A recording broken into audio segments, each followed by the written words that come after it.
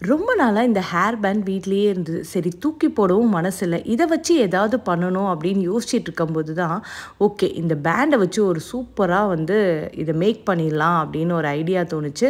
So one by ஒன்னா இப்படி வந்து லாக் பண்ணிட்டேன். வேரியஸ் கலர்ஸ் இருந்தாலும் நல்லாயிருக்கும். இல்ல ஒரே கலர்ல நீங்க பண்ணாலும் நல்லாயிருக்கும்.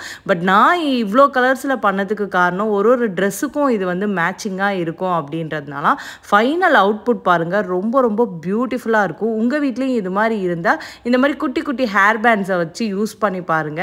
ரொம்ப பியூட்டிஃபுல்லாக இருக்கும். இது வந்து சாஃப்டாகவும் இருக்கும் குழந்தைங்க ஹெட்டுக்கு. ஸோ ஃபைனலாக வந்து லாக் பண்ணிட்டு இது மாதிரி வந்து ஃபைனல் லாக் பண்ணிடுங்க. அப்போ தான் வந்து வெளியில் வராமல் இருக்கும்.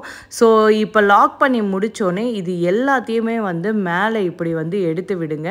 அப்போ தான் இந்த டிசைன் வந்து ரொம்ப பியூட்டிஃபுல்லாக தெரியும். ரொம்ப அழகாக இருக்குல்ல? கண்டிப்பாக வீட்டில் ட்ரை பண்ணி பாருங்கள். இது ஃபஸ்ட்டு நான் பண்ணி முடித்தோடனே எப்படி இருக்குது, சாஃப்டாக இருக்கா அப்படின்னு சொல்லிட்டு எனக்கு செக் பண்ணி பார்த்தேன். ரொம்ப அழகாக இருந்தது. நீங்களே பாருங்கள்.